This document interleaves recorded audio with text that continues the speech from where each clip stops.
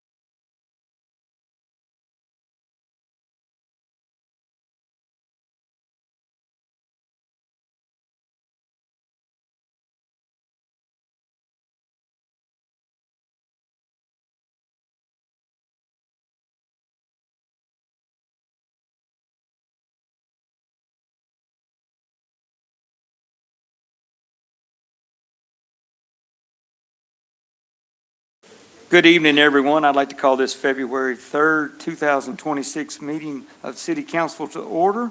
And we call on Ward 2 for invocation. Let's bow our heads. Dear Heavenly Father, we come to you today and we thank you for the ability to meet, considering the weather of the past 2 weeks. We thank you for the safety of everybody and that we were able to get the roads mostly cleared. We pray the kids go back to school soon. And Lord, we pray that you guide us tonight in our decisions and our discussions, that you allow us to have open minds and understanding. Lord, we pray that you are with us through this council meeting and on the way home. In Christ's name we pray. Amen. All right. Please stand for the pledge if you can. I pledge allegiance to the flag of the United States of America and to the republic for which it stands, one nation, under God, indivisible, with liberty and justice for all. Righty. I call on the clerk to call the roll. Councilmember Smith, Present. Councilmember Stallings. Here. Councilmember Marsh, Here. Councilmember Crabtree, Here. Councilmember Craig. Here. Councilmember Martin, Here. Councilmember Sumner. Here. Councilmember Meek. Here. Councilmember Bogard, Present. Councilmember Velez. Here. Councilmember Bell. Here. Councilmember Drought. Here. We have a quorum. All righty, awards and recognitions, we have none tonight, so we'll skip down to item 6, public comments. If you care to come and speak at the podium, please state your name and address, and you will have 5 minutes.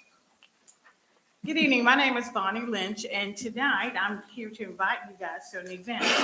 Focus Minority Leadership will host a community forum on safe streets in a strong community, and you will be getting a flyer, but it's going to be February the 10th from 6 to 8 at the Christian County Senior Citizens Center. If you come at 5:15 to 5:45, we're going to have a nice little meal for you, so please come early. But we've got 3 great panelists, and we will talk about our community, which is always good to have dialogue about how safe we are, maybe some things we can do better, what's going on. But the forum is entitled Safe Streets in a Strong Community. Okay, you hear me? Okay, I got me, okay. But anyway, so we would like to invite you to come to this forum, February the 10th, 6 to 8. You come about 5:15, we'll feed you, and then it's gonna be a great evening. And the only thing that will stop us from having this program is a blizzard, because we were working on this for a month. So please feel free to come. Thank you. Thank you. Podium's open. My name's Harvey McCraw, and I've got a short brief here that I want to read to you about my past. I am a veteran. I served with the 8th Airborne Division during Vietnam. I have owned 2 businesses in Hopkinsville, and I volunteered and helped with the EDC committee for 2 years, also president of the Home Builders Association, trying to bring new businesses and homes to the Hopkinsville Christian County Heritage. During my 10 years of volunteer help with the Christian County Police and Christian County Sheriff's Department, I furnished my uniform, my badge, my gun, and all equipment, working approximately 2 weekends a month and in holidays working during the week at night. During those 10 years, we had some trying times that I don't like to recall. One was I found a young man who shot himself in the head laying on his mother's grave. Another one was retrieving 3 drowning victims from Lacey Lake, which was placed in my boat. One of them was a 12-year-old boy, and putting them in body bags. And I was not the only one volunteering. There is still a lot of people in this community that has volunteered their help without pay and don't even think about asking for pay. The pay that the city council is receiving now is the same as a lot of citizens getting that on Social Security, and they're trying to live off of that. Seems like to me that people get into politics, they're all about to help the community that they live in, but then it ends up being about money. And here you are asking for a raise. They always start out wanting to help the community, but what y'all really end up doing is spending someone else's money. This is a total ridiculous. Some of you people here are making 6 figures a year, and people out here receiving $14,000 on Social Security a year, and you're wanting to take money from them. And that's what it all comes down to. It's spending the taxpayers' money. When I volunteered, I never asked for $1, never asked for a penny of compensation. I was glad to help and never bragged about it. And then I stand up here in this council, which is supposed to be helping the community, is asking for a raise. When you're already making approximately $600 a meeting, that's what I hear anyway. I gave up a lot of my time during my 10 years that I could have been spending with my family. Don't y'all think y'all could give up a little bit? If I still lived in the city, you can bet I'd be running for one of these jobs. But it wouldn't be for the money. It would be to keep from stuff like this from happening. I yield my time. Thank you, sir. Anyone else like to speak at the podium? Have 5 minutes. Good evening. I'm Jamie Lineberger. I live at 305 East 23rd Street. I have a case for fiscal prudence, reconsidering your 59% raise. Mayor, council members, fellow citizens, I stand before you today to respectfully ask that we reconsider the proposed almost 59% salary increase for the Hopkinsville City Council. While I understand the intent may be to attract diverse talent, the optics and the fiscal implications of such a significant raise demand scrutiny. Public service versus career. The role of a city council member has always been a position of public service, civic duty, and not a full-time career. The existing compensation is intended as a stipend for your time and your expenses. An almost 59% increase drastically alters this understanding, shifting the perception from dedication to the community to a financially driven endeavor. This is fundamentally out of step with the spirit of local government. Fiscal responsibility. We must be fiscally responsible. An almost 59% raise is substantial commitment of future and current taxpayer funds. In the last few years, we've seen reasonable annual increases. This sudden jump feels disconnected from the financial realities many of our own constituents face.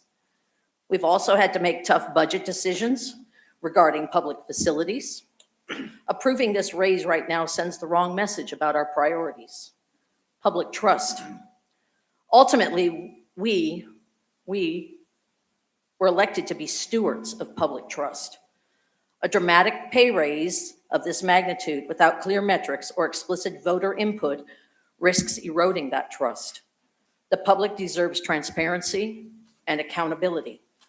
I urge the council to vote against this measure and to keep the focus on serving the community's needs first. Thank you. Anyone else like to speak? Yes, ma'am. Tiffany Pittman, 310 Ferdinand Lane. I'm here tonight as a former elected official and as a candidate for City Council, but more importantly, as a resident who cares deeply about the trust between this body and the people it serves. Before I go any further, I want to say this clearly. I have a great deal of respect for the members of this council. I have a personal and professional relationship with several of you, and I know firsthand the time, effort, and sacrifice this role requires. What I'm sharing tonight comes from that respect, not in opposition to it. This is not an attack on council members or a denial of the work involved. Public service is demanding. I've done it. I understand the long meetings, the constant calls, and the weight of making decisions that affect real people. This is about priorities, timing, and public trust. Right now, many families in our city are struggling.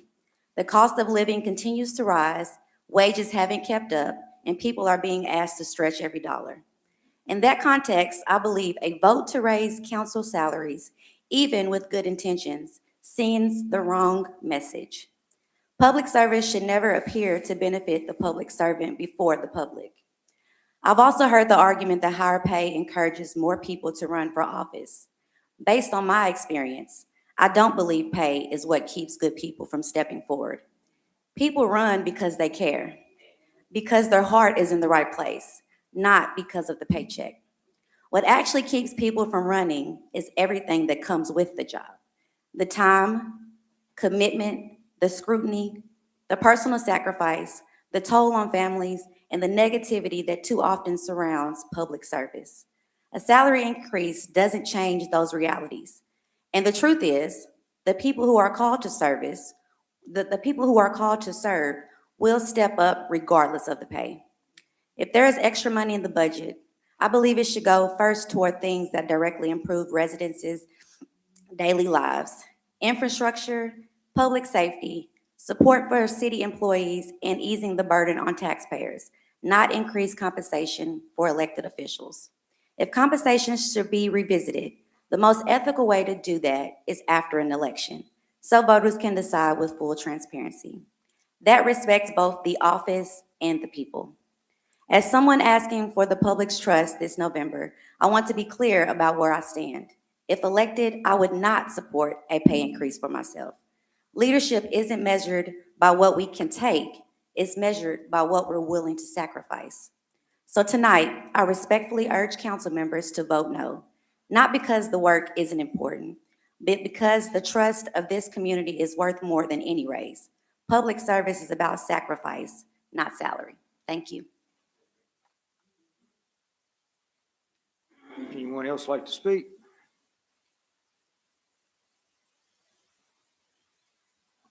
Joe Turner, 133 Springmont Drive.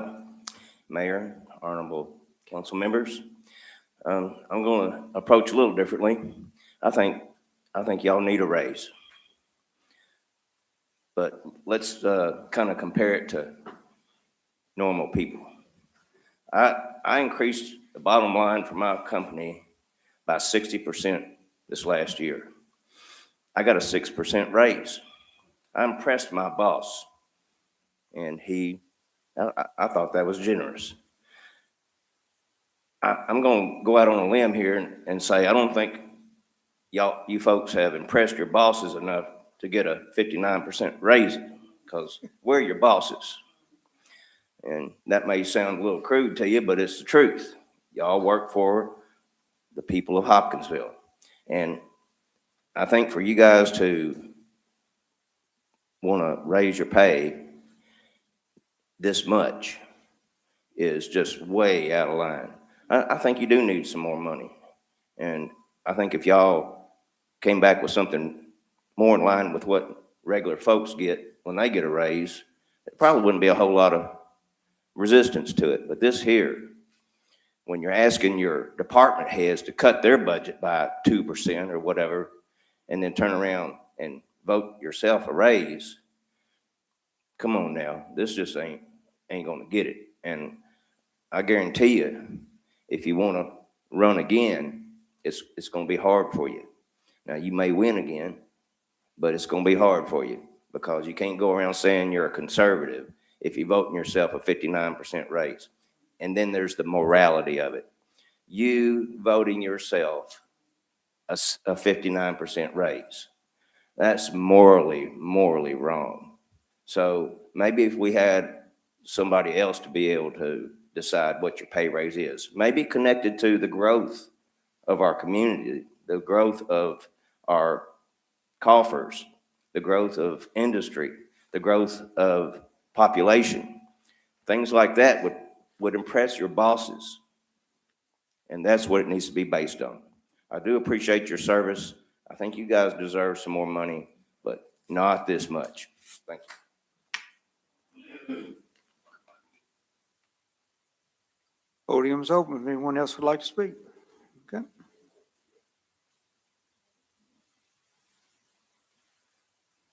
Hello, Mayor, Council. My name is Mark Graham. Address is 3500 Bahama Drive here in Hopkinsville. I'm here tonight as a lifelong citizen of Hopkinsville. I've never lived anywhere else but within the city limits of Hopkinsville. My children were raised here in Hopkinsville. My grandchildren are being raised here in Hopkinsville. Hopkinsville is my home, and it's my family's home.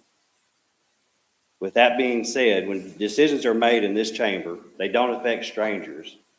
They affect me, they affect my children, and they affect my grandchildren, and the future they are inheriting.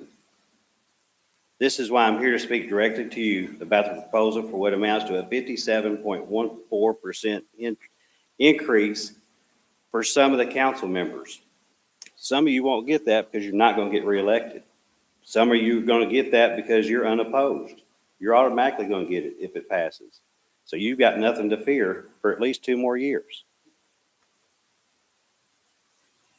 let's be clear from the very beginning, this is not a small adjustment. This is not a cost of living increase. This is not a routine inflationary bump. It's a 57.14% increase, and it's a massive increase to anybody's standards, especially when we look at the history of the council raises. Some people have said you need more money. Yes, and I even agree with what he just said. But you don't need this kind of increase, especially when you look over the last 3 years. You've got a raise in the last 3 years. 23, you got a 3.4% increase. 24, you got a 3.4% increase. And in 25, you got a 2.9% increase. Those increases stack. So if you got your raise in 23, well, when you got your raise in 24, you got even more because it compounds, correct? Some of our community members are working 2 jobs. Some of our community members are living paycheck to paycheck. Some of our community members are having to decide between whether they buy groceries, medicine, pay their rent, or they're able to pay their utilities. When community members hear the elected officials are discussing giving themselves a 57.14% increase, it sends a message, and trust me, it's not a good message. Let me be very direct. City Council is a service that you volunteer for. I hope none of you are sitting here because you saw the paycheck when you filled out your ballot to run or your candidate form to run. I don't think any of you did that. At least I hope you didn't, because if you did, you don't need to be, you're in the wrong room. You accepted the terms, you knew the pay. Well, I take that back. Mr. I think you said you thought you were doing it for free. So some of you didn't truly know the pay that was involved with it, but there is pay. You deserve some pay for some of your time. I agree with it. I've been asked several questions about what has fundamentally changed about the elected city council position that justifies a 57.14% increase. Has your workload increased 57.14%? Have the meeting hours increased by 57.14% since you were elected? Or is this simply the case of council deciding that council deserves more money?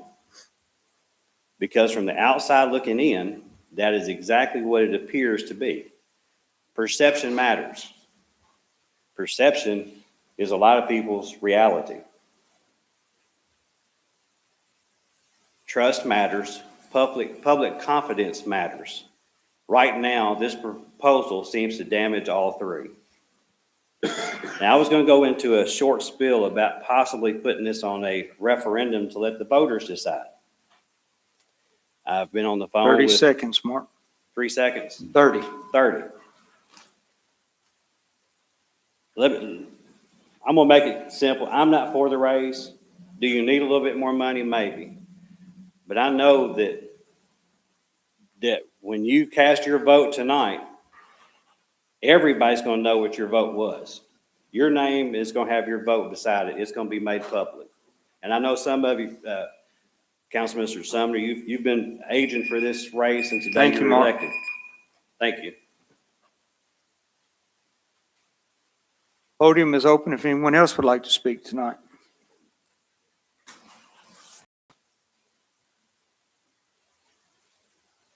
Podium is open if anyone else would like to speak in public comments. Okay, seeing none, we're going to move into item 7. We're going to go into mayor's comments. I'd like to thank everyone that was at the eye-opener breakfast this morning. Ms. Phipps did a great meeting this morning for the new school. Thank everyone for being there. You know, she come up with a thing and me and her had talked, and it's something I've said before and I still believe to this day. This is not a me thing, this is a we thing. And this new school is something we all have to get behind. You know, this public school, the high school, the Gateway, the Academy of Peace is going to be a great piece. Councilman Sumner there, he been there. He's walked us through part of it the other night with the elected officials. Thank you. And, this is going to make our children and our grandchildren's and their grandchildren's a better place for the school. And the way we are pushing the careers of young people, how we can help push them forward instead of just saying you got your diploma. It's going to be a great thing. And I hope everyone can get a chance to go out or call over and talk to them and see about getting a tour of that school, because it's going to be a great thing in August when it opens up. I believe that in my heart for that, on that. Now, I would like to remind everyone, the town hall meeting on the 28th at 5 o'clock here at Council Chambers. We're going to talk about Bluegrass Splash. We will want everyone to come and give their opinion, good, bad, indifferent, or what you think we ought to do instead of the water park. This is something that's on all 13 of us' mind. We have to make a big decision right there. No, 18, 228, 218, excuse me. Sorry about that. Okay. I got to make sure about the council conference room or this room, because I believe Tom and them have something going on too that night. But we will be having a town hall meeting. We want everyone to come out and speak their mind about what they think on the water park, because the water park is very big in this community. It is about 73% tourism. The attendance there is about 73% that comes from out of town. But it's also a quality of life issue for Hopkinsville. And I won't deny it. I got a 7-year-old granddaughter, thinks it's the best thing in the world. When are we going? And that's great. My 14-year-old, not so much, but that's just the age difference. But we will be here talking about this, and we want everyone to come out and speak about it. We do have council retreat this Saturday at the new fire station on that, so all the council members can be there, so we can talk about a few things and get that moving forward. The next thing I'd like to do is thank Public Works. My A-team over there, Mike, Dave, and all your staff, since 2 Saturdays ago, have been 12 and 14 hours on all of you. And thank you. Appreciate each and every one of you for all your hard work.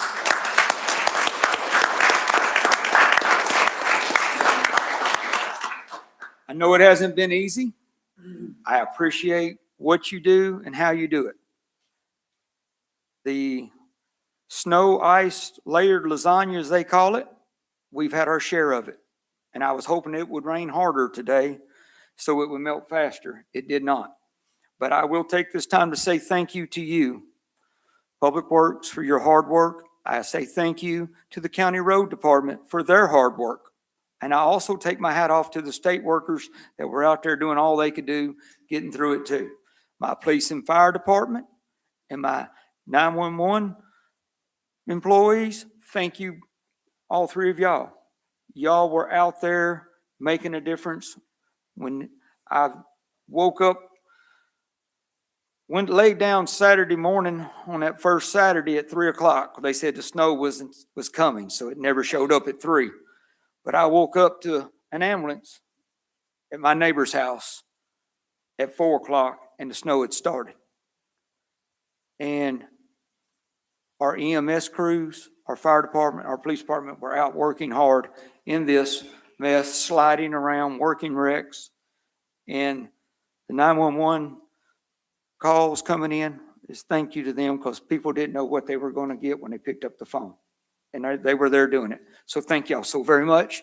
And we will move into reports from officers and guest speakers, and that will bring up Holly Bogus and Tom Britton in item 8. Thank y'all.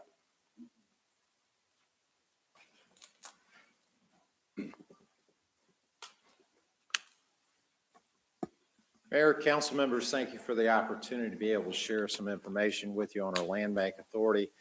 As you know, and as you've seen, we've had a lot of progress within the last couple of years with our Landbank Authority, and within the last couple of months, I've received some inquiries from council members asking questions about how that process works. And we have responded to those council members, but I thought, since we have not given the council an update or overview of our land bank in quite a while now, I thought it'd be helpful and potentially informative to all of the members to talk a little bit about the land bank, what we do, how we do it, and the effect it's having on our community. In a minute, Holly will talk a little bit about the history of the land bank, also talk about that statutory framework in which we operate in, the do's and the don'ts and the things we have to consider both as staff as well as the board. We're also going to talk about some of our success stories, as well as some of those things we're putting in place to make this the best land bank there is. In saying all that, if members have questions, that's very much encouraged. And if you leave the presentation tonight, we're going to try and condense a lot of information in a very short time because we're conscious of your agenda. But if you leave here, if you have questions, please ask and we'll respond back to the entire body because we want y'all to have a good understanding of what this land bank does, how it works, and the potential that it presents to our city as we look forward to growth and redevelopment. We're very fortunate to have a very strong, proactive board. Mr. Body is the city's representative on the board for the last 2.5 years, has served as chairman of the board. And under Mr. Body's tenure as chairman, we have made a lot of progress, and we're going to talk about some of the things that we have accomplished within the last couple of years, some of the things we're doing going forward. And with that, I'm going to yield to Chairman Body to give you some words. Thank you, and thank the mayor and the council for having us. Council members, the land bank, in short, is created basically as a caretaker of vacant lots and abandoned structures in the city. And initially, when they were created years ago, decades ago, they didn't want you to focus on housing. They wanted you to focus on community issues, like maybe you need a little park here or there or something like that. The country has changed, as you know. We have a housing shortage in this city, in this state, in this country. So we've shifted. We're using our land bank as a mechanism for this mayor and this council to focus primarily on getting housing for this city. And you'll be hearing more about that in about a month or two when we come as promised with a housing strategy.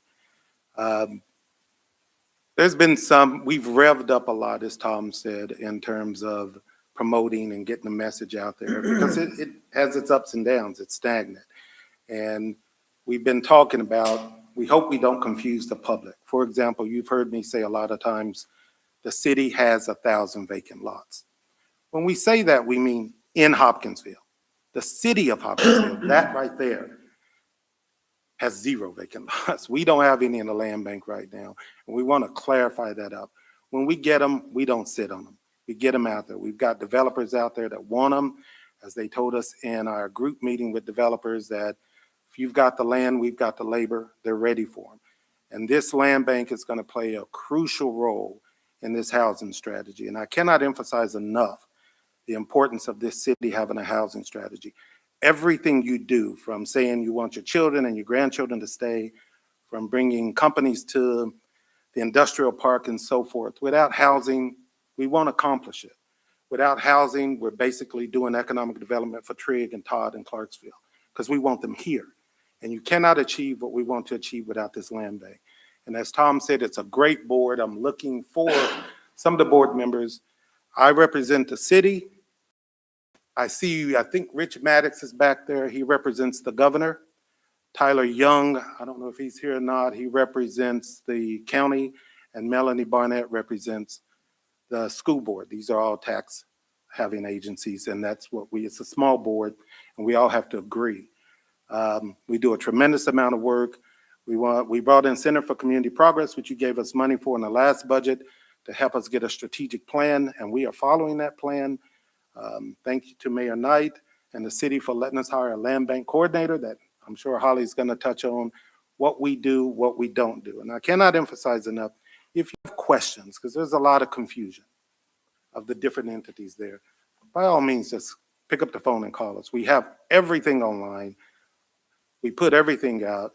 The public is welcome to come to these meetings. Right now, we're in an education process and building up as the consultants that you paid for recommended. And you've given us money in this budget for an additional attorney to help us go after these vacant lots that are plaguing the city.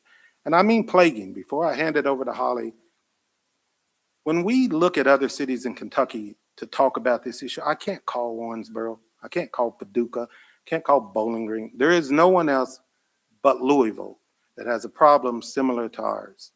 There's no other community in Kentucky this size, class 2, with 1,000 vacant lots. We don't have anywhere to go but Louisville with their 800,000 people and their various vacant lots, because they're working on it too. Our research shows that we believe we're the only one of 2 vacant land banks in the state. Louisville has a land bank. Lexington has some vacant lot commissions similar, but there's only 2 of us. There's not a lot out there. So this board is doing tremendous work, and I got to be honest, our budget's only $25,000. And we can tell you how quickly we break out 13,000, that may be for grass cutting, 7,000, I think, for insurance, and maybe 5,000 for advertising in the newspaper. There's not a lot of money. So CDS is really doing this for the city for free in a way, and I couldn't do any of this without them. I want to thank Rich and Tyler and Melanie for their devoted time. As people are talking about public service, they're truly giving us of their time, and we've achieved a tremendous amount in a short amount of time, and we're going to do more for you. So next, I was going to ask Holly to come up and clarify my rambling so you can really know what your land bank does for you. You did excellent, Troy. Thank you. Thank you all for the opportunity to come and speak to you tonight regarding some history of the Landbank Authority and show some success stories, as Troy mentioned. Thank you. The Land Bank was created in 2007, and it was a result of the Inner City Residential Enterprise Zone Program, or what is now known as the Legacy Hopkinsville Program. But it is a county-wide program. While we focus a lot of our time and energy on those vacant lots that are predominantly located within the Legacy Hopkinsville neighborhoods, the Land Bank Authority has gained title to properties in the county and has disposed of properties in the county. So this is not just Legacy, this is not just Hopkinsville. All of the taxing entities that are listed on the screen in front of you are represented. And Troy mentioned who those folks are and which entity they do represent. So when the state legislature created this enabling legislation, it was so that communities would have a means of getting title to properties that were vacant, abandoned, deteriorated, and returning them into a revenue-producing status. So once the Land Bank Authority acquires a property, all of the back taxes are automatically extinguished. The mayor has, by municipal order, the authority to forgive all other city liens that may be placed on the property as well. If there are other third-party liens, we've been successful, our attorney has been successful in negotiating some of those liens and getting those forgiven. So it really takes a lot of effort to make sure that a property has clear title and then get it back out on the streets for someone with that. On the next slide, a little bit about when our meetings are held. Troy mentioned they're open to the public. We meet the second Tuesday of every month at 9 a.m. in the conference room across the hallway in the CDS office. All open to the public. And we are using this tool to really try to create infill development for housing opportunities as well as commerce. And the photograph that you see on the right side of your screen, that was our first property. So you can see the before photo on the top, and then the after photo that's over on East 18th Street. So a duplex was constructed. Next slide. Under staffing structure, Community and Development Services has been engaged and involved with the Land Bank since its inception. We drafted the Articles of Incorporation, bylaws, and interlocal agreements. So we went to Louisville because they were the only other Land Bank Authority. And we also talked to some consultants who helped us create the neighborhood guide for revitalization whenever the Inner City Res program was initially established. You all authorized funding for the Land Bank Coordinator. Thank you very much. We have a Land Bank Coordinator now. He had an electrical issue at his house, or we were going to introduce him to you this evening. So he was hired in December of 2025, and the recommendation from the Center for Community Progress was that at least one full-time staff member be dedicated to the land bank so that we could take the land bank from kind of a passive, reactive organization to a more proactive approach at being able to get title to properties and get those developed. We're governed by state statutes. It's going to be on the next slide, please. We included just a little bit of that in your packet, KRS 65.370. Some of the key points that I'd just like to make is that we are required to go through a public bidding process. So we can't just negotiate with someone who's interested in a piece of property. We're required to publish that the property is available in the local newspaper. We have to keep that process open for a minimum of 7 days. And the Landbank Authority has to establish a price for the property, and they also have to establish conditions for sale. So again, it's not just a negotiation. Whenever properties are available, individuals have to submit a development plan. You can't just, it can't be a spec property. You can't just purchase the property and then turn around and sell it to someone else to try to make a profit. The statutes are very clear on that. And then on the next slide, there's some additional things that have been incorporated into the local process. And that's just because the Landbank Authority, we've learned over the course of the years what things are working better and what things, needed to be changed. So we have a public mailing list. There are about 8 individuals whenever a property becomes available that they get a letter from us saying that a property is available. So that's the snail mail. They get that just through regular postal service. We also have a digital format. So we maintain a list of 290. We added one today, so it's 291 now that have requested to be notified whenever we're disposing of a property. So they get a letter indicating that a property is available, and then they can request a packet from us. We can mail it to them, we can email it to them, or they can come to the office and pick it up. And then the request for proposals packet identifies specific terms regarding the development of the property. We may specify that we would like to see a multifamily development. And again, it just depends on the size of the lot, what the zoning of the property is, and if there's someone interested in developing it for a specific purpose. We've seen some single-family developments, we've seen multifamily, and we've seen duplexes. The Lot Next Door is another program that was created to work in conjunction with the Landbank Authority.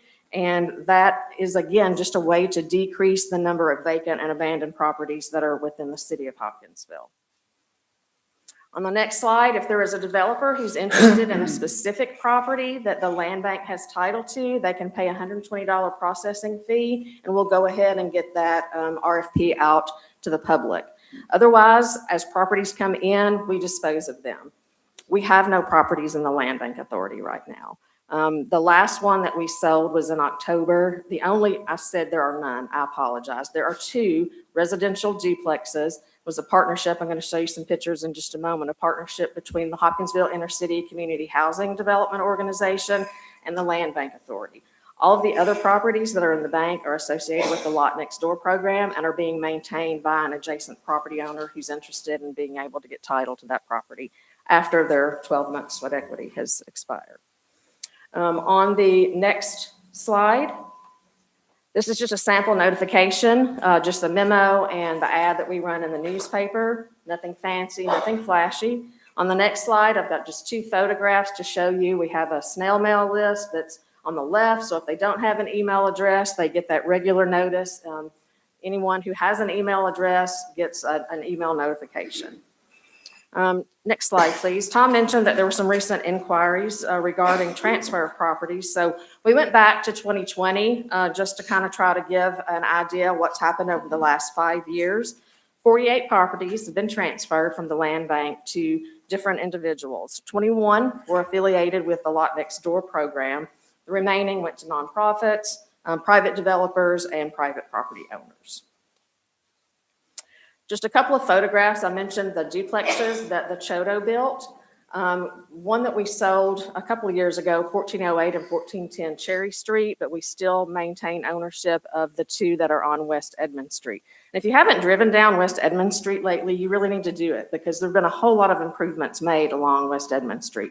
And we are proud that we were one of the first ones to start building over there and help spur some of that development, residential development that we knew could happen if we could just show it and get some other folks interested.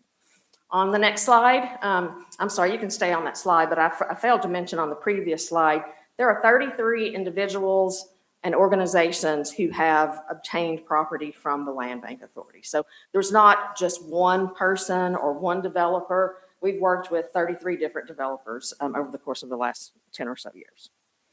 Couple of more on West Edmund Street. This is Lincoln Real Estate Development Group. They acquired 18 properties from us in 2024. So they are very eagerly developing those properties, and you'll see more of that to come. The next slide is one of theirs also.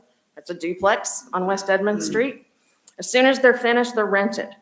Before they even get finished, a lot of times they'll have tenants lined up. Next slide is on College Street. That is WB Properties, and that is a fourplex that was constructed last year. On the next slide is another one on West Edmund Street, Juan and Salma Hernandez. The next slide is another one on West Edmund Street. That is a fourplex, a quadplex. All of those units are rented as well. And then on the next slide, we have 810 and 812 East 12th Street. This is Lincoln Real Estate Development Group. This will be a fiveplex with a garage on the first floor, residential located on top. And you see kind of the conceptual plan there. And they've started with digging footers and things, but we haven't got a lot of construction going on that one yet. And then the last slide is another property on East 7th Street. This used to be an orchard. It was sold to Lincoln Real Estate Development Group, and they will be constructing a quadplex on that property as well. So when the Center Community Progress came, they gave us a list of recommendations. We shared those with you in February or March of 2025. They suggested that the land bank conduct a retreat, look at all the recommendations, prioritize the recommendations, initiate a pilot program for mass foreclosure, increase your staff capacity, and then look at funding. So we've done all of those things except look at the funding. That will be part of the budget process that will be coming up. And we are working very closely with Troy and his staff so that we can incorporate a request for the Landbank Authority that will be part of the city's workforce housing strategy. And I'd be happy to answer any questions that you all may have. Can I jump in? Go back, because there have been questions of us about how did the Lincoln Group get 12 or however many properties that we put out there? Sure. So they came to us and they were interested in just looking for properties within the city of Hopkinsville. They were interested in developing. And we sat down with them. We looked at a map of all the properties that was in the land bank's inventory at that time.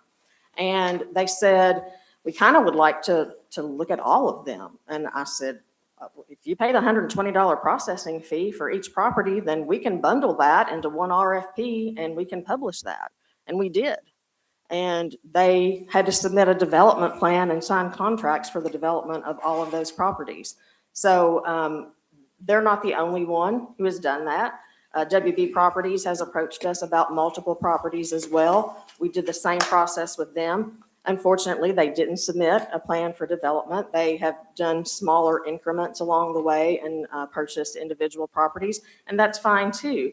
But Lincoln really took a risk by purchasing all 18 properties and being willing to invest that kind of money in our community. And I'm going to say the same thing about WB Properties. I think I said WB Express just a second ago. I apologize. They have great food there too, by the way. Same people. But WB Properties, they're doing great things too. And, you know, they're passionate about residential development, and they're passionate about wanting to make an impact in areas that have been neglected. And if you haven't driven down Bryan Street lately, you need to drive down Bryan Street as well, because there are significant improvements taking place over there. And I believe that we are going to see neighborhoods being transformed one street at a time. And that's really, you know, that's one of the main elements of the Legacy Hopkinsville program, was housing stock revitalization. And I think we're seeing that. And this is just one of the tools in our toolbox, in your toolbox, to be able to see that happen.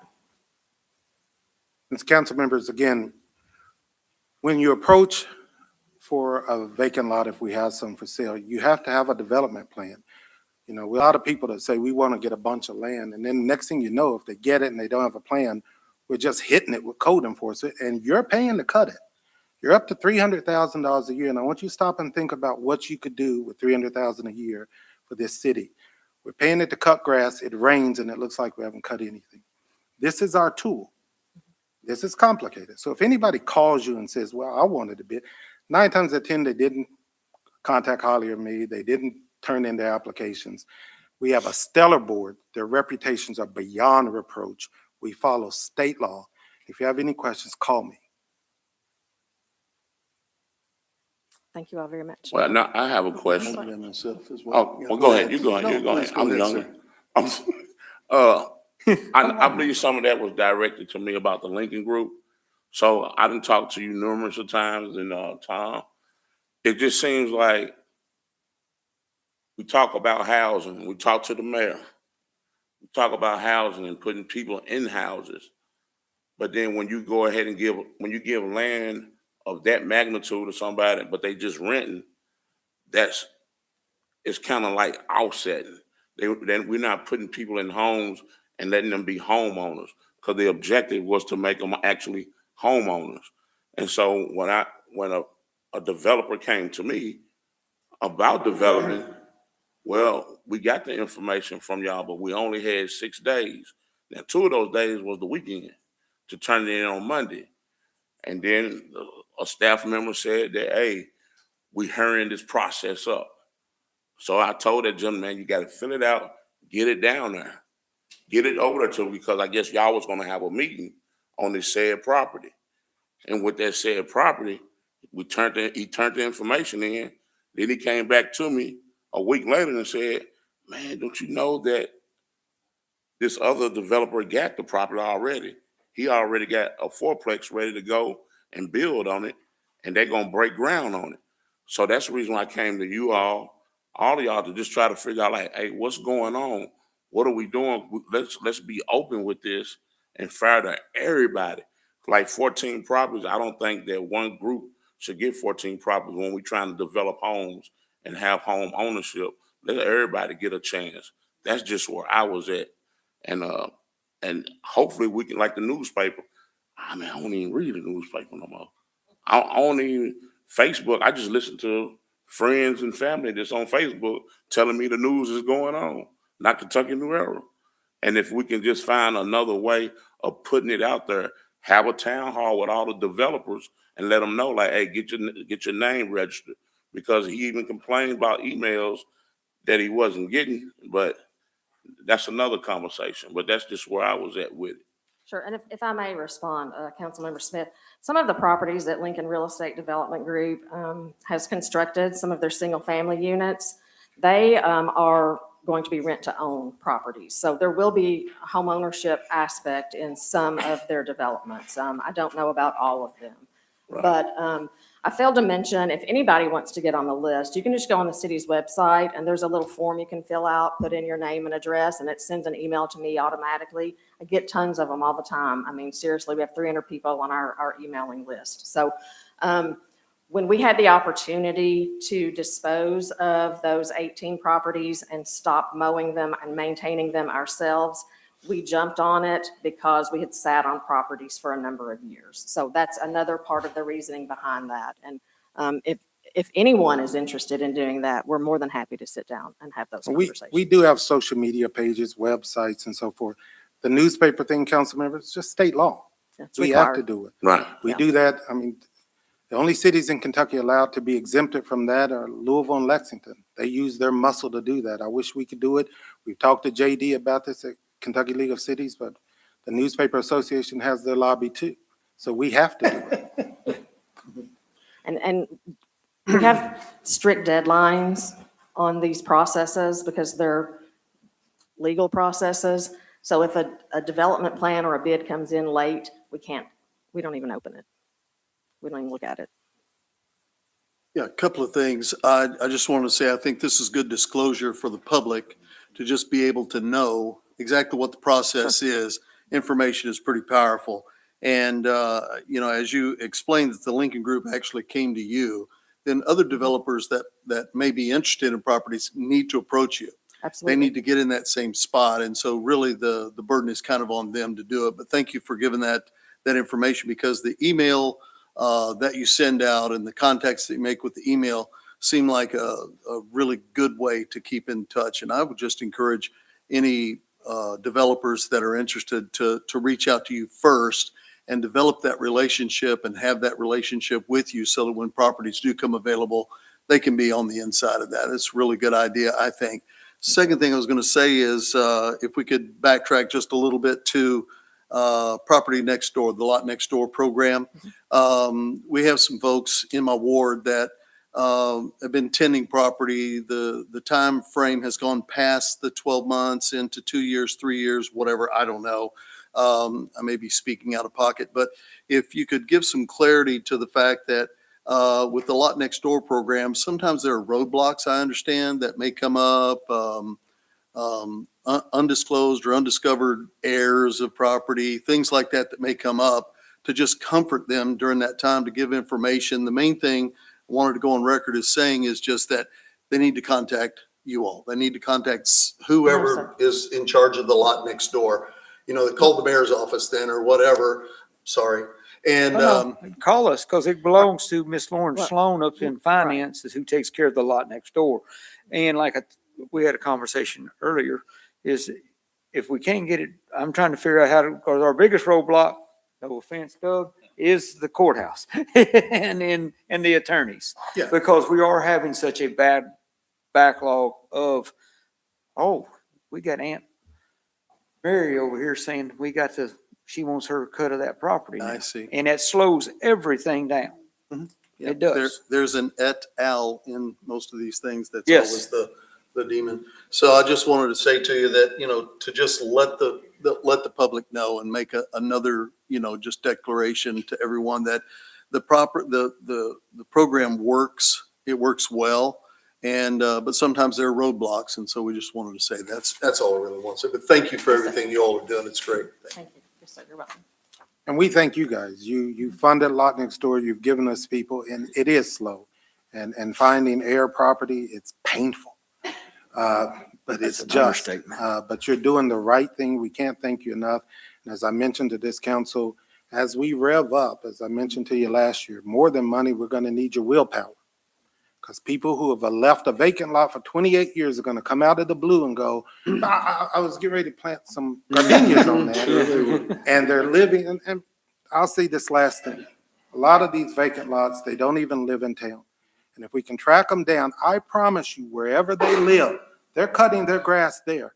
And they're paying taxes there. And they're looking after their neighbors there. But here they have abandoned it. And I told you before, and I tell you again, they don't care, we don't care. Gloves are off. There's a lot of people in that lot next door, and the majority of them probably watching right now. And it's been going on 3 and 4 years. Like, what can we do to just, you know, because they call downtown, they trying to find an answer because they ready to build, do something with that lot. What can we do to assure them that they're in good hands? I mean, what's the next step to it? I would have to defer to Melissa. That program is run out of her office now. Okay, yeah. Gotcha. So for the people that have been in the program for a long time, they just need to call and ask for an update on their property, or we can provide them one. Probably most of the properties are in the hands of the attorney. And when we find out that we can't get the property, we do refund the money back and take them off of the list. So if they haven't been contacted by us, it is probably still being done in the attorney's office and what all he has to do.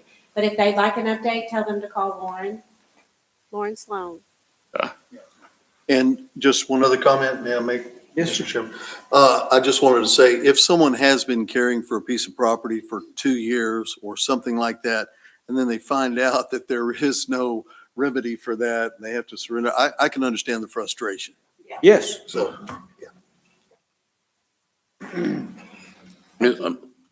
Ms. Holly? Yes, sir. Was there ever a committee for the land bank?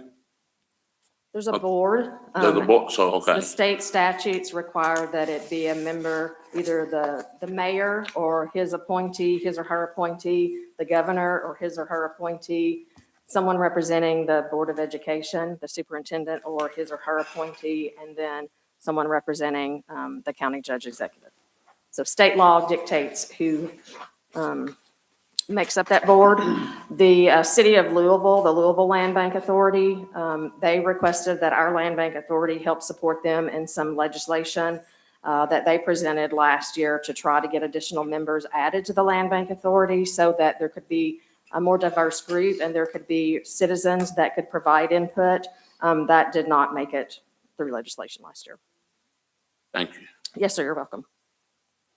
Any other questions? Thank you. Thank you, Ms. Holly. Appreciate that. All righty.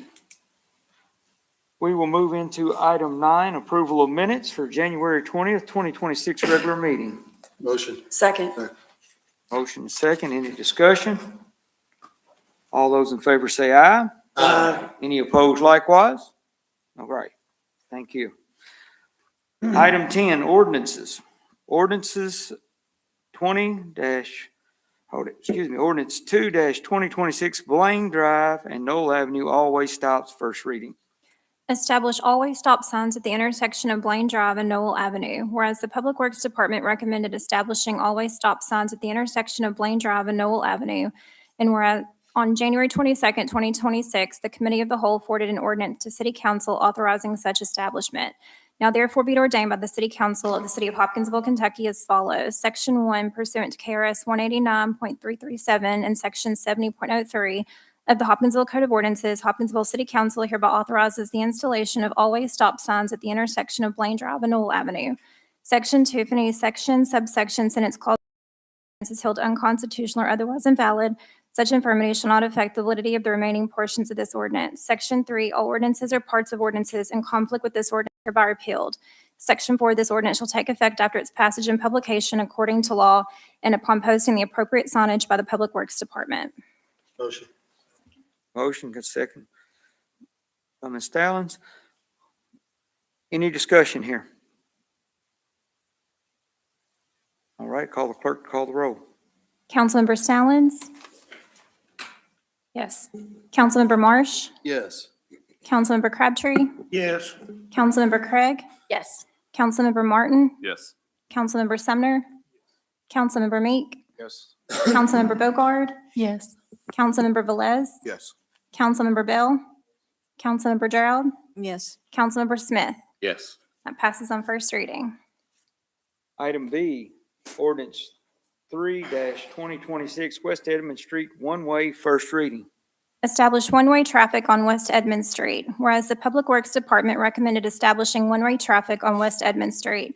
And whereas on January 22nd, 2026, the Committee of the Whole forwarded an ordinance to City Council authorizing such establishment. Now therefore be it ordained by the City Council of the City of Hopkinsville, Kentucky as follows. Section 1, pursuant to KRS 189.337, Hopkinsville City Council hereby establishes one-way traffic on West Edmunds Street traveling from South Main to West 19th Street, heading towards Canton Pike, Highway 272.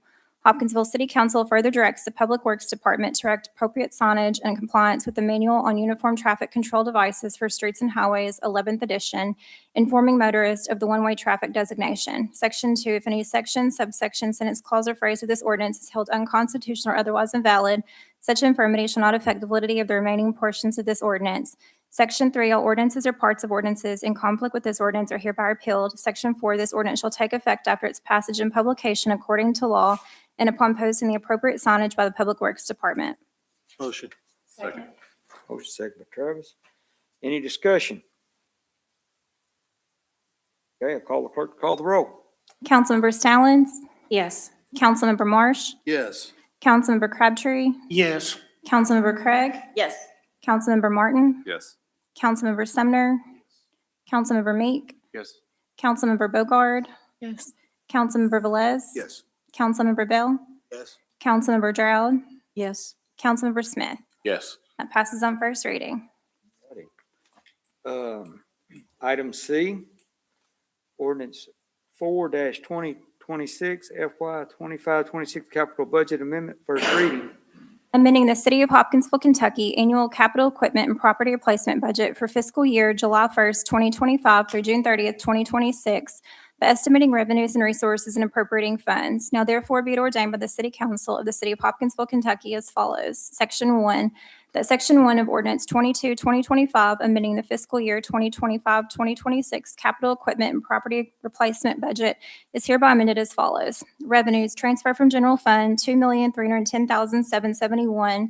Transfer from general fund wins additional insurance premium, $390,737. Transfer from ARPA fund, $440,000. Transfer from Grant Matching Fund, $95,000. Capital Equipment Replacement Fund, $390,000. Total capital revenues, $3,626,508. Expenses, administration, $50,000. Information technology, $190,000. Police Department, $575,541. Fire Department, $350,000. City Maintenance, $360,000. Fort Campbell Contracts, $22,000. Parks and Recreation, $70,000. Buildings and Properties, $1,050,000. Transfer to MRA, $583,967. Transfer to trust, $375,000. Total capital expenses, $3,626,508. Section 2, if any section, subsection, sentence, clause, or phrase of this ordinance is for any reason held unconstitutional or otherwise invalid, such infirmity shall not affect the validity of the remaining portions of this ordinance. Section 3, any and all existing ordinances inconsistent with this ordinance are hereby repealed. Section 4, this ordinance shall take effect after its passage and publication according to law. Motion. Clayton and Seth. All righty. Any discussion? Discussion, I'll call the clerk to call the roll. Councilmember Stallings? Yes. Councilmember Marsh? Yes. Councilmember Crabtree? Yes. Councilmember Craig? Yes. Councilmember Martin? Yes. Councilmember Sumner? Councilmember Meek? Councilmember Bogard? Yes. Councilmember Velez? Yes. Councilmember Bell? Yes. Councilmember Drought? Yes. Councilmember Smith? Yes. That passes on first reading. Okay, item D, ordinance 5-2026, chapter 330.02, classification and compensation plan amendment, first reading. An ordinance amending a certain section of Chapter 30 of the Hopkinsville Code of Ordinances pertaining to the Employee Classification and Compensation Plan. Whereas on January 22nd, 2026, the Committee of the Whole forwarded proposed changes to Section 30.02A1, Classification and Compensation pertaining to elected city officers. Now therefore be it ordained by the City Council of the City of Hopkinsville, Kentucky as follows. Section 1, that Section 30.02A1 of the Hopkinsville Code of Ordinances is hereby amended as follows. 30.02 Classification and Compensation. The Classification and Compensation Plan is adopted as set forth herein and in accordance with KRS 83A.070. A, elected city officers. 1, the salaries of the following city officers are fixed in the amount set opposite each office. Officers. Members of the City Council, $22,000 per annum for calendar year 2027. Mayor, $95,000, $335,076 per annum for fiscal year 25-26. Section 2, if any section, subsection, sentence, clause, or phrase of this ordinance is held unconstitutional or otherwise invalid, such infirmities shall not affect the validity of the remaining portions of this ordinance. Section 3, all ordinances or parts of ordinances in conflict with this ordinance are hereby repealed. Section 4, this ordinance shall take effect January 1st, 2027, after its passage and publication according to law. Motion. Second by Meeks. Any discussion? I've got two questions. Yes, sir. And I'm like a lot of you, I've had people reach out to me, and I'd like Doug to answer these two questions. One of them is, why should council be able to vote themselves a raise? But there's some statutory reasons behind the reason they can't let it go to a referendum. Can you explain that? Absolutely. The council has the obligation to set compensation by statute. So it can't be by referendum. A referendum can only be specifically authorized by statute.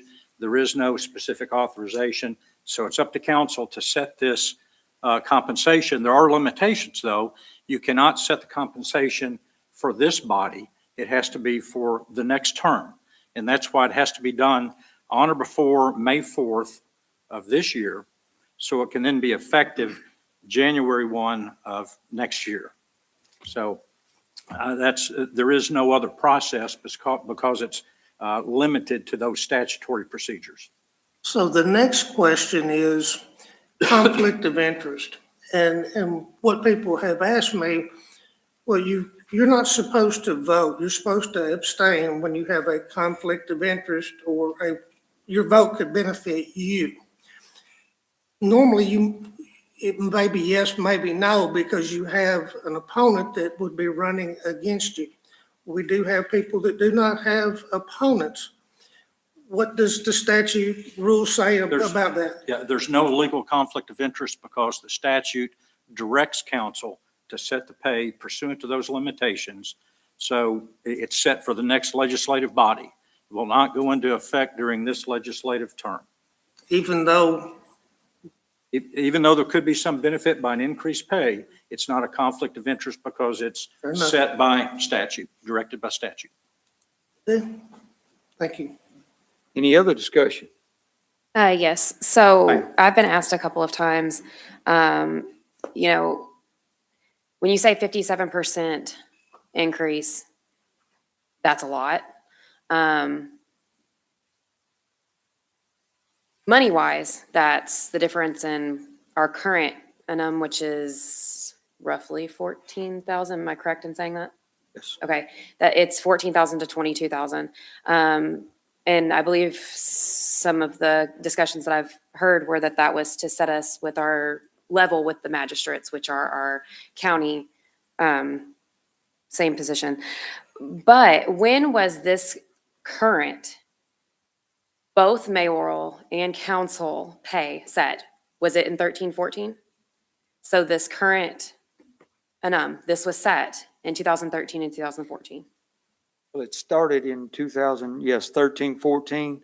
And with that being said, previous councils and previous administrations did not take the raise. They said they couldn't afford to take it. I will go back and defend Mayor Kemp. He was laying people off. He couldn't take a raise, back then. The council couldn't take a raise. We could not do that because we were strapped. And I understand that. Previous mayors haven't took the raises and the council, it's across the board. We can go pull it and have Melissa pull it for you if you want to see that. But I don't know exactly who did what or anything like that. That's the reason we are at where we are. It's the reason we're not up in pay. You look at the mayors right here. I'll just be honest with you. Anybody wants to go look at my W-2? Melissa and Leslie brought it down to me the other day. I made $91,000. Okay?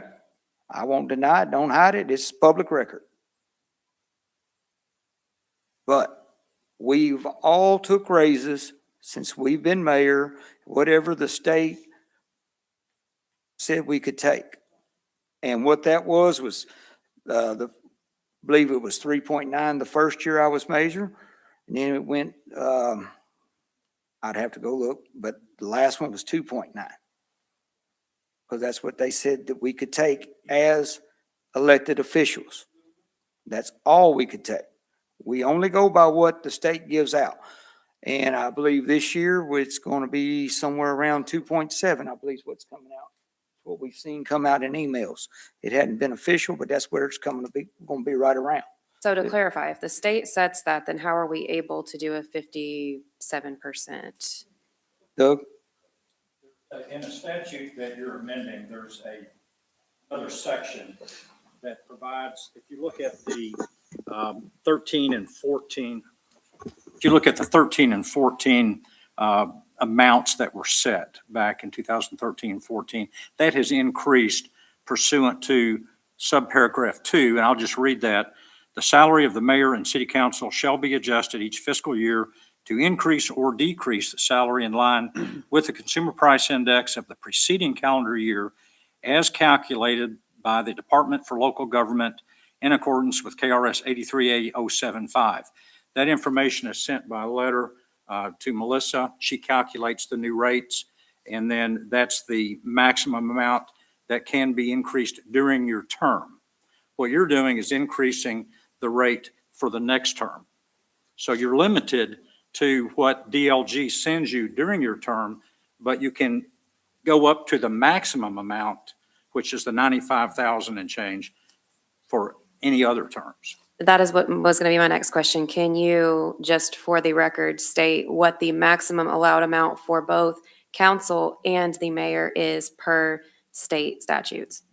Well, correct me if I'm wrong, but I think it's the $95,335.76 per the last Actually, letter the new that we one received. came out on the 27th of last month. There's a new one that's out now, I believe, that's actually But that's 97. the one that we're currently. Now, is that council or mayor?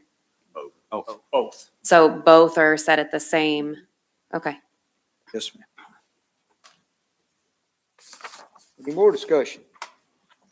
Mayor, how would this, if this was to pass, how would this affect our pensions for our city workers? How would that affect us? Where would we be at with that? Well, how that's going to affect us is going to depend on how the year end falls in us right here. You know, how our payroll, because you can look at the numbers that Melissa's projected, business license, payroll, everything's been off. So how that's going to affect us, you know, we just done another budget amendment. The projections that we shot for this year out of finance has not come through. You know, business licenses are down. Payroll is down.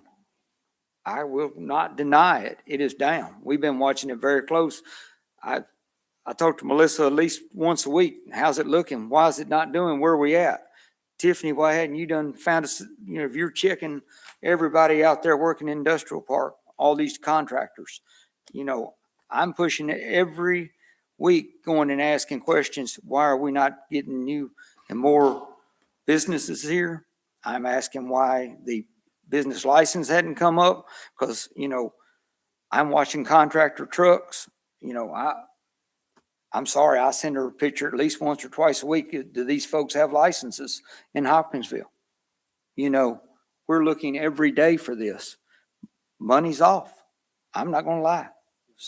Yes. Yeah, so I don't remember what was said, but I want to be real clear that could it cause a budget amendment? Anything can. Does it put us in a financial burden? Absolutely not. The 2% department cuts that would be called for this, as someone made, is completely unfalse. It's completely untrue. You don't sit on a 38% reserve and wonder how you're going to come up with, in the next breath, say that we're running out of money if we change the compensation to be more adequate to the 50th percentile of where we're trying to get to in Commonwealth, or to be in line closer with our county partners, when we as a council decided to be financially responsible by doing it and putting us up there in those areas. But at the same time, we also decided to decline healthcare benefits, which every city that we surveyed gets except for Murray. Our county partners also get that, and a retirement, and we declined those things. So that's being financially responsible at the same time. And is it a big increase? $8,000? I guess it is. But you know what sounds worse? 57%. You know how much a big increase it is from 50 cents to $1? Sounds like a huge increase, well over 100%. All right. It's not that big of an increase, but it is. We set it at a market. We're being financially responsible by setting it at what the market says it should be, in the sense of what positions are elected that we're into and for the work that you do. I see it as being responsible. But the 2% cuts to departments because of this is absolutely untrue. Absolutely untrue. And everybody sitting here on council should be able to see that, because our job is responsibility of the budget. That's just math. That's easy. And Doug, on the department, on the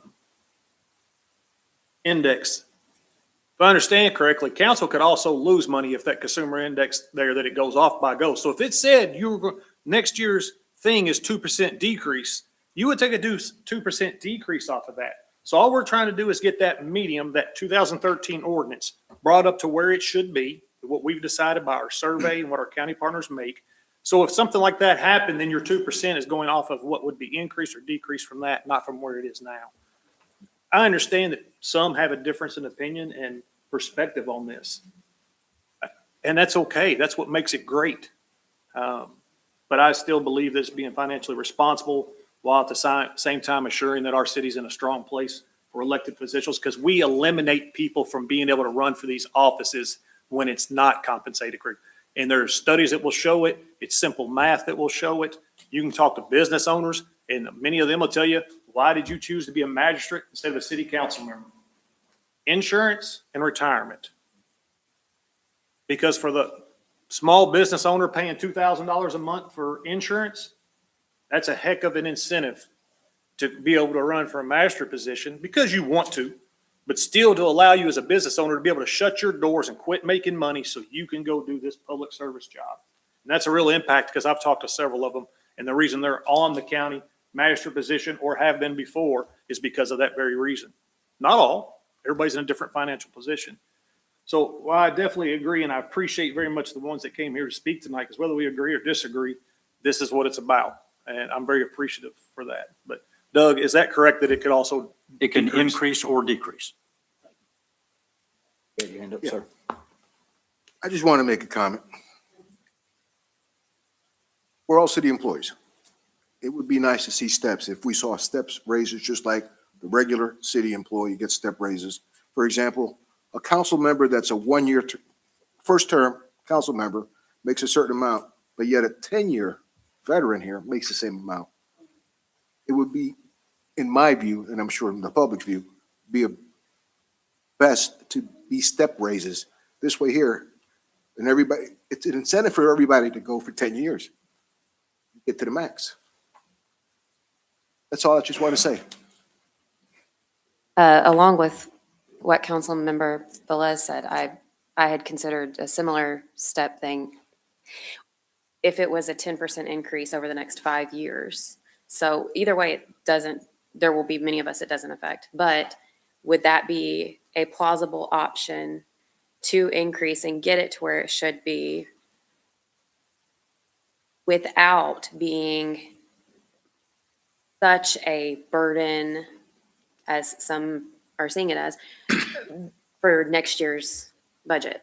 I mean, in the grand scheme of things, I think just off the council members is roughly 96,000 in the budget addition. So, I mean, we've spent a lot more money on more questionable things. But at this point, if we did a step system where it was maybe 10% each year for 5 years so that you get your council member pay, many of us aren't going to benefit from that, and that's fine by me.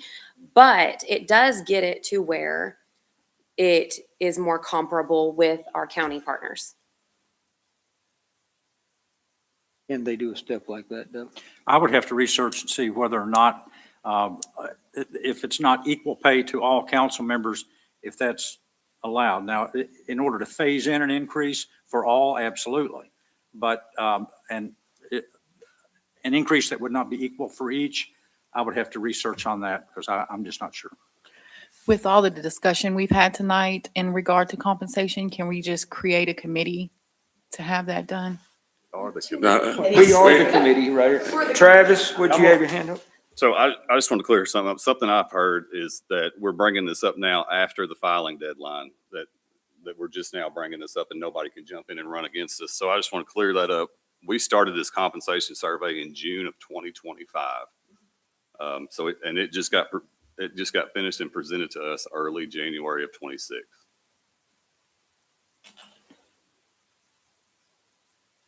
Do we know what took so long for it to be presented to us? It took a while to gather the information. I think Kenny worked on it for 6 months. Yeah. Kenny Kabara and his staff, Miss Lori worked on it. Him and Melissa have worked on it. Well, there's not some secret plan to come out in January after the filing deadline and do this, like, that's online. Not everything you read online is true. Any more discussion? Yes. Yes, sir. I just want to make sure we didn't proceed before we do. I just want to come out on record that I oppose the increase. And for a lot of reasons, we have been getting comparable raises like the rest of the city staff has been getting, and that's been increasing in a regular way. And I would say that, I remember in the budget discussions that Ms. Clayton, I believe, based on the income that the city had coming from payroll taxes, insurance, premium taxes, things like that, that we actually, to be able to meet that budget with the tax increase or the tax that the city council, some of my colleagues on the city council voted to place on businesses in our city on the tax on net profits, that we would, to be able to meet that budget, we'd have to decrease our budget by 1% or 0.5%, I think, in that meeting, based on the income that we had. Now, we do have a large cash reserve. I would just remind all the council and the citizens of the city, we also have some very, very large dollar projects that are coming up, and we're going to be spending multiple millions of dollars on some of them possibly. And based on some of the things that I hear, excuse me, I'm sorry. So based on some of the things that I personally have heard is that, during this time, it seems, not right to give ourselves such a large increase during that time. I've heard a lot of arguments that a higher grade of candidate would come out if we had, and more candidates would come out than we have. I'm assuming some of the people making those arguments consider themselves that high grade candidate or whatever. And I would just say that, in my opinion, it hasn't stopped them from running or other people from running for city council. So I just don't really go with that argument.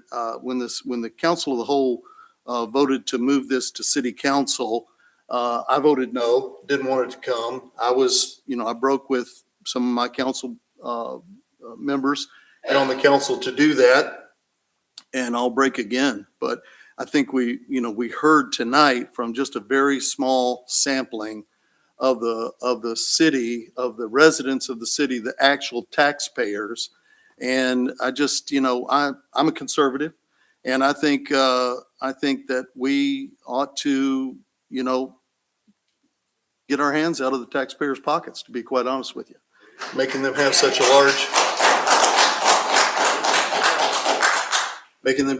a large increase for the city council to do that.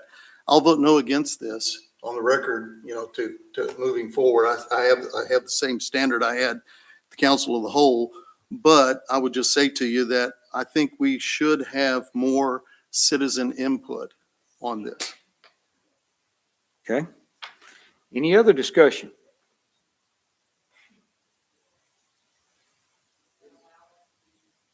I mean, I've asked and I've had a ton of positive feedback. But when I say my reasoning for supporting some kind of increase is to free up a varying demographic and allow more people from different financial backgrounds to have, because I will say, it's not just 2 council meetings. It's not just 2 hours a month. It actually is what you put into it.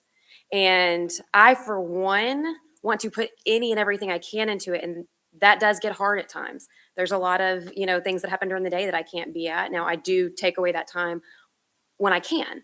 I do think that continuing to do our research and get more feedback is a plausible step to take at this point, because while I've had a lot of positive feedback, tonight we've had some pretty negative feedback.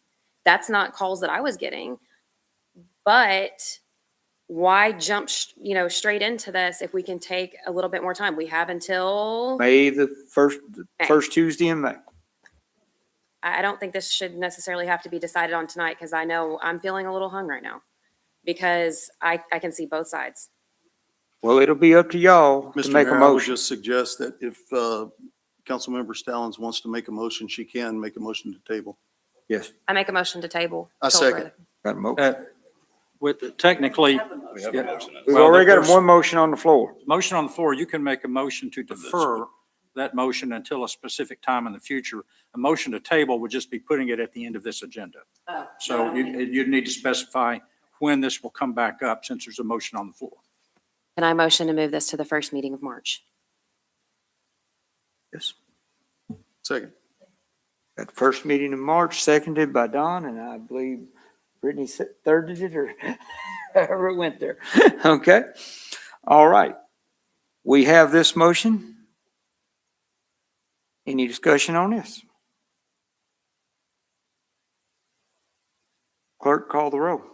So what are we voting on exactly? Table it. To table it till March. Councilmember Stallings, Yes. Councilmember Marsh, Yes. Councilmember Crabtree, No. Councilmember Craig, No. Councilmember Martin, No. Councilmember Sumner, Councilmember Meek, Councilmember Bogard, Yes. Councilmember Velez, Yes. Councilmember Bell, Councilmember Gerald, Yes. Councilmember Smith. No. So no, it does not. Back to the original motion then. All righty. Would you? Let's state what we're voting on again, please. Yes. We're voting on to ordinance 05-2026, the chapter 30.2 classification and compensation plan, and just put to change that in this motion that was read earlier. Would you want the motion read again to you? No, that's fine. Call the roll, please, ma'am. Councilmember Stallings,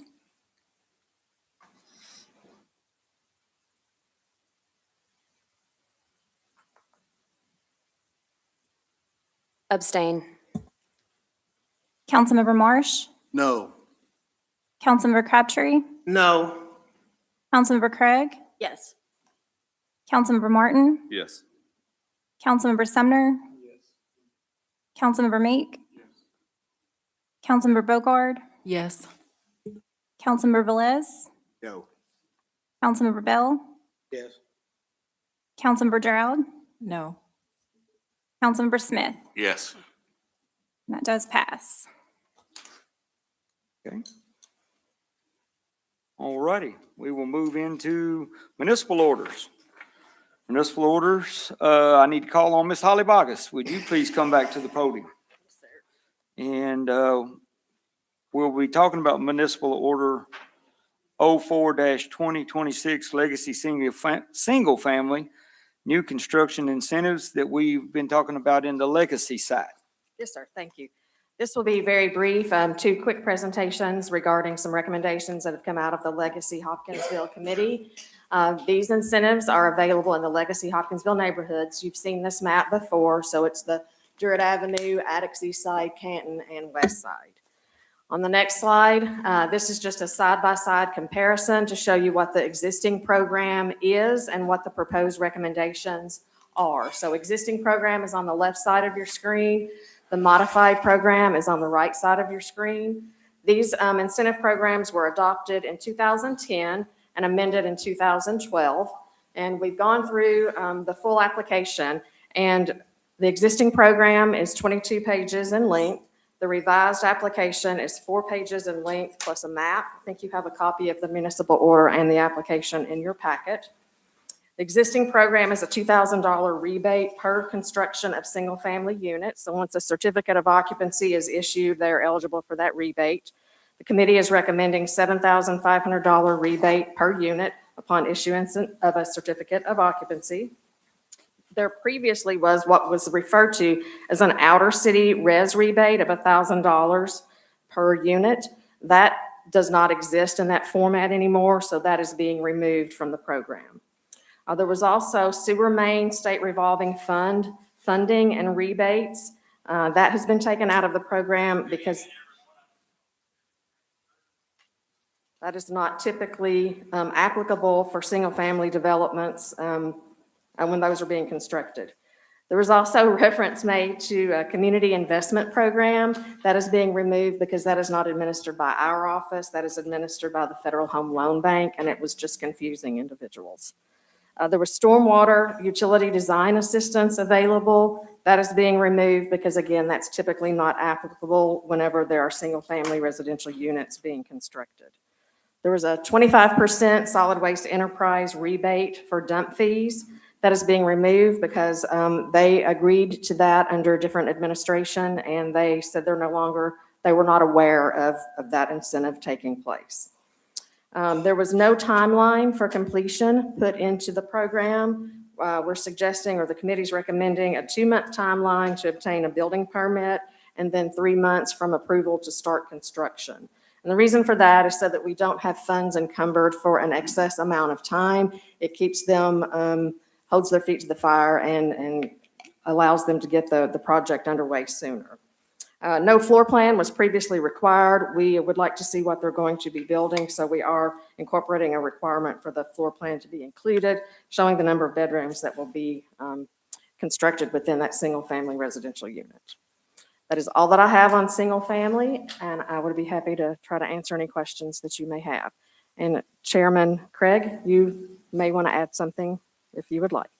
don't know. I think you did great. No, Thank you. I think this is something that a lot of thought and a lot of work has gone into this. And obviously we're relying heavily on Holly and Tom and their expertise.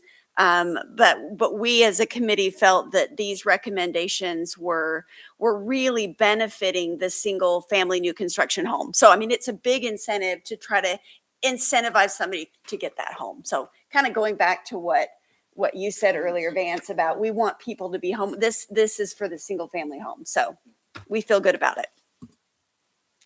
Any more questions for Ms. Holly? All righty.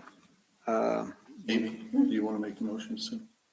Hold on, we haven't read it yet. One more, so- No, we're gonna do municipal order 04-2026 legacy single family new construction incentive program. It's called the roll. Okay.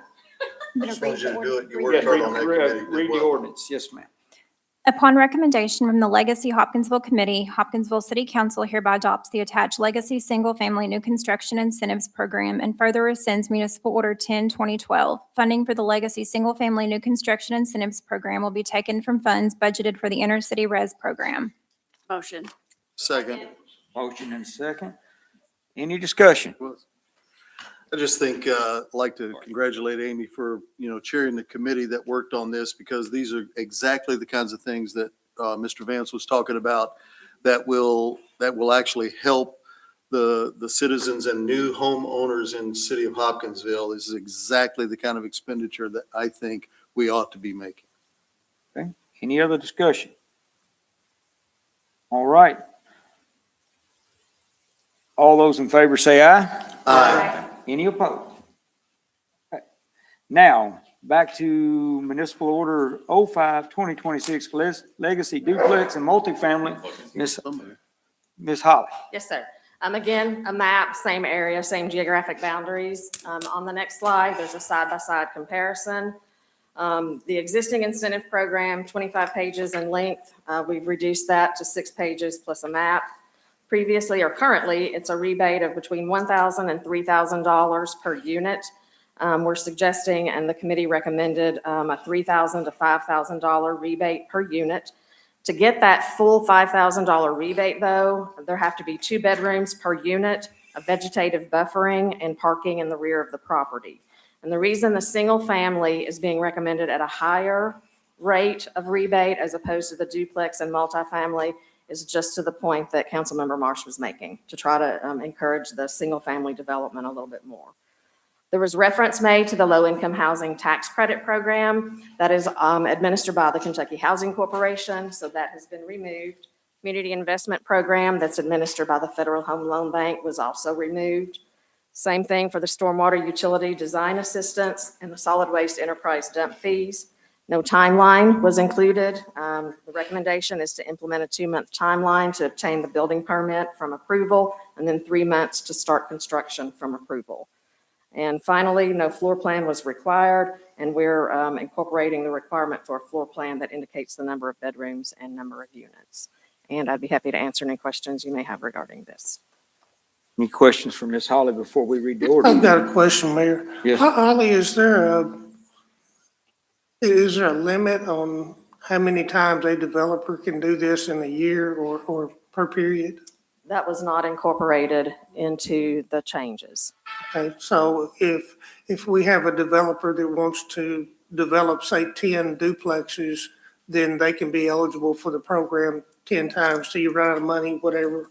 Subject to availability of funding, unless this body wants to place a limit on that. Okay. Okay. Any other questions for Ms. Holly before she reads the ordinance? Upon recommendation from the Legacy Hopkinsville Committee, Hopkinsville City Council hereby adopts the attached Legacy Duplex and Multifamily New Construction Incentives Program and further rescinds Municipal Order 11-2012. Funding for the Legacy Duplex and Multifamily New Construction Incentives Program will be taken from funds budgeted for the Inner City Res Program. So moved. Amy, Clayton? Any more discussion before we move forward? Mr. Mayor, I think, in all due diligence and just disclosure, we did discuss on that committee, as Amy was very good about it. We want to develop single-family homeowners. At the same time, we realize there's a large need for rental properties as well. So Yes, this kind of meets both of those. And so I just wanted to say thanks to Amy for her hard work on that as well, and all of CDS hard work. Thank you. Okay. All right. All those in favor say aye. Aye. Any opposed, like sign. All Thank you very righty. much. Mayor, can I just say one more thing about Yes, this ma'am. committee? So I just wanted the council to be aware that this is all the programs, actually. The next time we meet, we're talking money. So All right, we're going to talk money. obviously, we're getting into budget season anyways, but we may need to make some budget amendments to help fund these programs because these programs are amazing. But as of right now, the money is dwindling. We'll put it that way. Well, So the I just money- wanted to throw that into the universe. Yes, ma'am, the money is dwindling quickly. We did ask CDS to come on and to spend down what they had in these programs. They have spent the money down to just about nothing. And Tom, Holly, thank you. But council will have to decide what we're going to allocate. And then once this committee brings this back up, we will move forward. Thank you.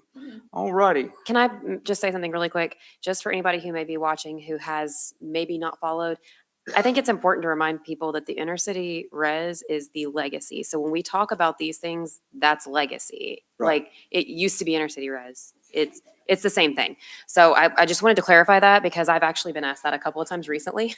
And I just want to make sure everybody knows this legacy program, which is phenomenal. And these have been honestly, I've learned so much on that board. I am so grateful for that opportunity, but I just want to make sure that everybody knows we still have that program. It's just legacy now. And I just wanted to shout that reminder. Thank you, ma'am. All righty. Item C, 06-2026, Presiding Officer. Pursuant to Chapter 31.22 of the Hopkinsville Code of Ordinances, Hopkinsville City Council hereby appoints Councilmember Jason Bell as presiding officer in the mayor's absence. This term shall expire December 31st, 2026. So moved. Second. Motion second. All right. All those in favor say aye. Aye. Any opposed? All right, moving right along. Jay Bell. Yeah, Jay Bell's got us another job. All righty, we get to talk about Ms. Keller's piece here.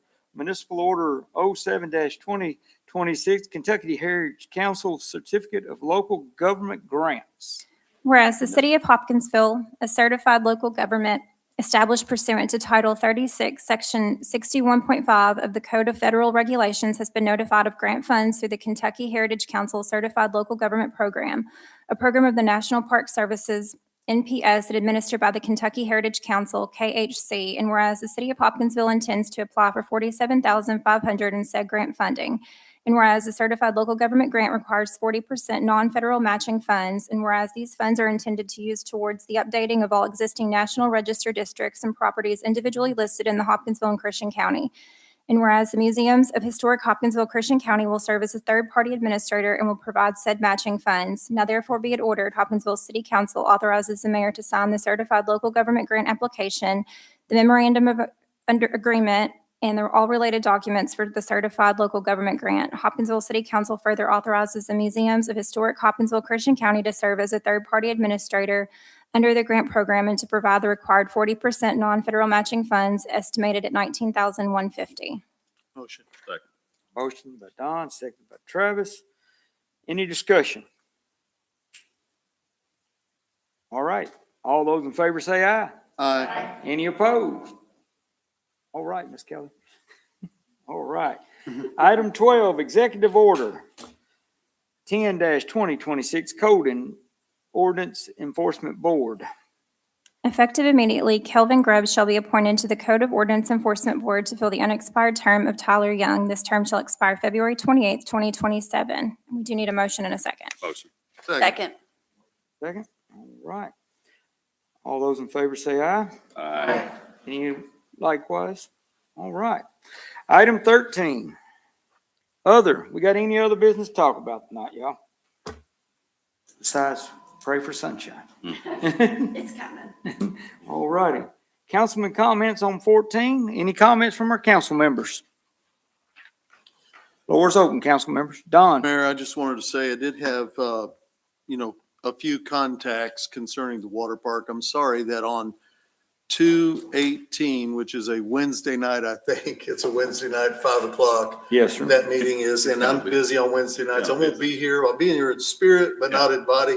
And I'll watch the viewing, but I just, wanted to, bring their positive comments. They support the continuing and the repair, whatever we do with the water park. They want the water park. So Okay. I just want to say that. All righty. Any other comments from council members? Also, I just want to echo what you said to Public Works for the great job they did and just working through this ice storm is just, it's amazing. Thank you. Public safety, everyone. Thank you. Any other council members?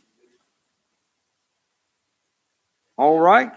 I will move to Ward 2, adjournment.